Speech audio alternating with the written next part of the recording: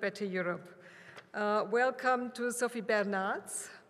She's the head of unit in the European Commission in charge of schools and educators and multilingualism since March this year. Her unit supports high-quality education for all by facilitating school policy development, fostering dialogue, channeling expertise, and supporting educational policymakers, institutions, educators, and learners. And before that, she was in charge of the Europe for Citizens program that aims at strengthening European remembrance and enhancing capacity for civic participation at union level. She also dealt with the community initiative Equal to combat discrimination in the labor market. Sophie, thanks for your contribution. Merci. Bien, merci de m'avoir invité à célébrer avec vous le 20e anniversaire du Centre européen pour les langues vivantes. Je voudrais ce soir donc montrer à quel point la coopération entre le Centre et la Commission européenne est importante et combien nos objectifs se rejoignent. Alors, je vais commencer par rappeler quels sont les objectifs de l'Union européenne en matière d'éducation et encore une fois vous montrer combien les langues ont un rôle important à jouer. Donc, l'Union européenne, les membres de l'Union européenne souhaitent développer l'éducation et la formation tout au long de la vie, ce qui implique notamment d'encourager la mobilité, puisque la mobilité est un moyen non seulement pour améliorer l'employabilité de nos jeunes, jobs, as you were saying, mais c'est aussi et surtout une possibilité de rencontrer l'autre, d'aller vers l'autre et de vivre ces valeurs qui avaient été évoquées tout à l'heure aussi, de tolérance, de compréhension mutuelle. L'autre objectif, c'est améliorer la qualité et l'efficacité de l'éducation et de la formation, et en particulier la qualité de l'enseignement des langues. Et là encore, c'est un point sur lequel nous travaillons ensemble en développant des outils communs. C'est encore favoriser l'équité, la cohésion sociale, la citoyenneté active. Et là, effectivement, c'est un objectif qui a pris de plus en plus d'importance ces derniers mois. S'il y a quelques années, on parlait surtout au sein des institutions européennes de favoriser l'employabilité, maintenant on parle aussi beaucoup de développer l'esprit critique, développer la citoyenneté active de nos jeunes. Malheureusement, il a fallu les terribles événements à Paris, à Copenhague, pour se le rappeler, mais là je pense que tous nos ministres de l'Éducation sont bien conscients qu'il y a vraiment des choses importantes à faire ensemble. Et toutes nos dernières réunions se sont focalisées là-dessus, comment favoriser l'échange de bonnes pratiques, quels sont les projets que nous avons déjà financés, qui ont fait leurs preuves et qui pourraient être répliqués, multipliés, pour qu'on essaye ensemble de combattre ce fléau de l'intolérance et de la xénophobie. Et puis, quatrième objectif, c'est aussi favoriser la créativité, favoriser l'innovation.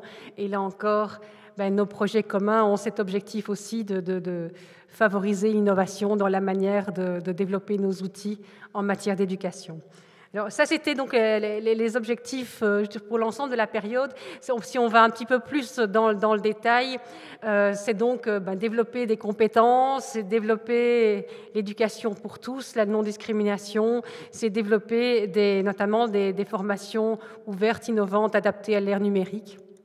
Et puis, c'est un soutien aux enseignants. Nous essayons de développer ensemble des outils qui pourront être utilisés par les formateurs, par les enseignants.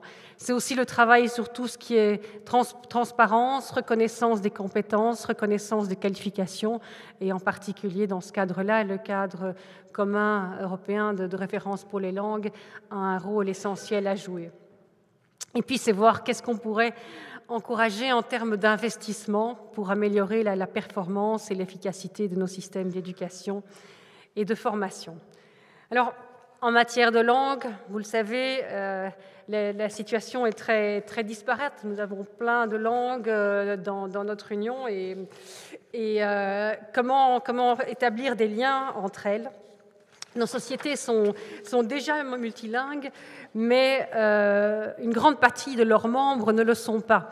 Et donc, les contacts entre les différents locuteurs augmentent, mais il faut encore pouvoir libérer beaucoup plus les énormes potentialités de cette fertilisation croisée en donnant à nos citoyens, à nos institutions, à nos entreprises les moyens de mieux communiquer. Donc nous travaillons pour créer une société favorable aux langues et nous promouvons une politique d'inclusion. Oh là, ça va trop vite, pardon. J'ai bougé un peu rapidement, voilà. Et comment y arriver? C'est travailler ensemble sur les représentations sociales des langues, c'est améliorer l'apprentissage et la maîtrise des langues, c'est améliorer l'enseignement, c'est développer aussi, ça c'est important, une approche holistique. Et j'entends par là prendre en compte à la fois la langue de l'enseignement, la langue de l'instruction, mais aussi la langue maternelle, aussi les différentes langues régionales, les langages sectoriels. Et tout cela, évidemment, a des liens entre elles. Et il est important de travailler sur tout ce qui est compétences métalangagières, métalinguistiques. Alors, quels sont les outils que nous avons pour favoriser justement cette coopération? Je vais commencer par parler de ce qu'on fait en matière de coopération politique, puis de nos outils plus financiers et enfin de l'accord de coopération que nous avons avec le CEML, le Centre européen pour les langues vivantes. Je vais le dire en entier, ce sera plus facile. Voilà. Alors, d'abord, donc, les groupes de travail qui ont été établis dans le cadre de la stratégie éducation-formation 2020 ont notamment eu un groupe de travail axé sur les langues et un groupe de travail donc, dans le cadre des compétences transversales. Ce groupe de travail a terminé ses travaux. Il a eu des résultats qui ont été partagés avec certaines personnes que je retrouve ici, en particulier ça. Et nous avons aussi mis en place maintenant de nouveaux groupes pour la période qui suit, donc fin 2015, donc 2016, 2020, pour travailler donc à la fois sur ce qu'on peut faire au niveau des écoles et surtout un accent très fort mis sur tout ce qui est citoyenneté, inclusion sociale, qu'on a appelé post-Paris, mais il faudrait trouver un nom un peu plus adéquat. Je pense qu'on va plutôt s'orienter vers inclusion sociale ou citoyenneté active, qui sont, je pense, plus pertinents. Via le programme Erasmus+, aussi, il y a eu tout un soutien des partenariats, et il y a encore des partenariats stratégiques, et pour mettre justement ensemble à la fois les écoles, mais aussi la société civile, aussi le monde du travail, et donc voir ce que nous pouvons faire ensemble pour répondre aux objectifs que j'avais énoncés plus tôt. Un support linguistique pour la mobilité, donc pour permettre aux jeunes, justement avant qu'ils n'aillent effectuer une mobilité, de se former, et aussi continuer à se former tout au long de la vie. Puis l'outil Twinning, je pense aussi un outil extrêmement important pour favoriser la rencontre entre étudiants, puisque ça n'implique pas nécessairement de bouger physiquement, mais ça permet simplement de rencontrer l'autre via des moyens digitaux, élaborer un projet ensemble, parler une autre langue, bref, échanger, se rencontrer. Et puis il y a tout ce qui est outil publication. Donc nous avons outil très important, l'accord de coopération qui existe donc avec le centre ici. On a parlé plutôt de l'utilisation donc des technologies de l'information et de la communication pour l'apprentissage des langues, le projet ICT-Rêve, le projet RELangue pour aligner les examens en langue au niveau du cadre européen commun de référence dans les langues. Et puis, je voulais aussi surtout vous parler des classes multilingues, des classes plurilingues, puisque dans ce cadre-là, nous essayons de faire en sorte que le fait que les classes intègrent des enfants qui viennent de cultures différentes, de backgrounds différents, est quelque chose qui prend de plus en plus d'importance dans nos États membres, dans nos pays. Et il est important de valoriser leurs compétences langagières. Il est important de travailler avec les enseignants pour qu'ils valorisent ces langues, ces acquis qu'ont ces enfants. Et puis que tous les autres dans la classe en profitent aussi. Toutes les expériences ont montré combien il était important d'utiliser cette langue maternelle et dans les classes, même si la langue d'instruction est différente. Donc tout cela est clairement, ces différentes langues sont clairement des atouts pour l'éveil aux langues, pour l'intégration, pour la rencontre de l'autre, bref, pour l'éducation à la diversité dont l'interlocuteur parlait juste avant moi. Voilà.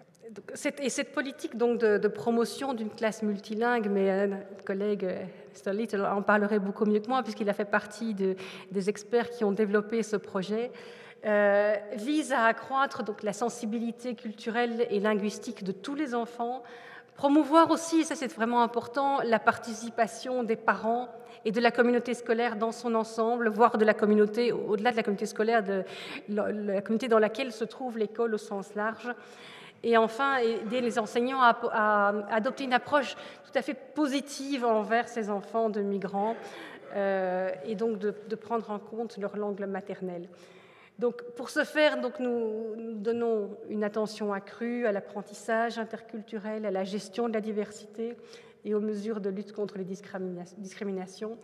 Et je voudrais vraiment remercier pour cela le CML pour sa contribution et en particulier Sarah qui avait participé aux différentes tables rondes en février et en avril. Donc, clairement, ici encore, nos intérêts se sont rejoints pour le plus grand bénéfice, je pense, de part et d'autre. Nous avons aussi développé une boîte à outils contenant des ressources, des bonnes pratiques, des liens, du matériel qui est adapté à l'utilisation dans les classes multilingues sur notre School Education Gateway. Donc, si vous voulez jeter un coup d'œil, vous verrez des projets qu'on a mis en exergue et qui peuvent être utilisés dans différents contextes. Nous nous trouvons actuellement, et ça a été souligné tout à l'heure, face à des questions vitales comme l'émergence de ces flux de réfugiés, de la difficulté du dialogue entre certaines cultures. Et il est essentiel de favoriser cette intégration pacifique entre des communautés grandissantes de citoyens d'origines différentes. Donc je pense que, et nous en sommes tous convaincus ici, c'est grâce aux langues que nous pourrons améliorer cette compréhension mutuelle et faire en sorte de vivre dans une société harmonieuse où on s'entend, où on se comprend, où on se parle. Et donc, je pense que toute forme de coopération dans le domaine du multilinguisme est positive pour chacun. Et je suis sûre que nous pourrons encore la poursuivre, l'améliorer et trouver toute une série de synergies à développer dans ce domaine. Le Centre produit des ressources que nous pouvons utiliser dans nos écoles, dans nos institutions, faire partager avec les ministères de l'Éducation avec lesquels nous travaillons. Et je m'engage à poursuivre ce travail de dissémination et de poursuivre cette coopération parce que les défis sont énormes, sont gigantesques, on s'en rend compte quotidiennement, mais c'est peut-être en mettant ensemble nos moyens que nous parviendrons à les résoudre et en tout cas à apporter notre pierre à l'édifice commun. Je vous remercie.